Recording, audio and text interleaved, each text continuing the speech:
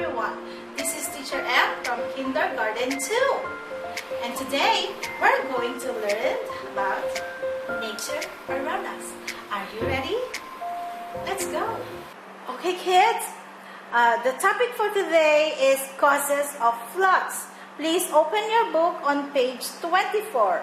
Now, let's talk about the natural disasters in the rainy seasons.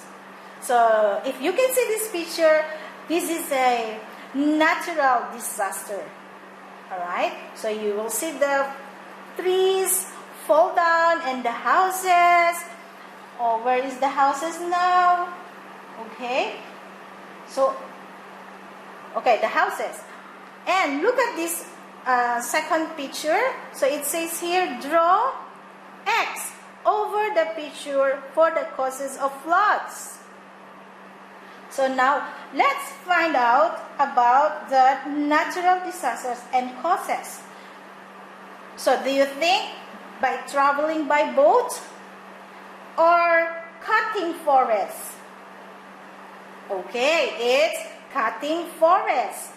So, we should not cut the trees in the forest. So, we are going to cross out this one. Okay, kids? Thank you.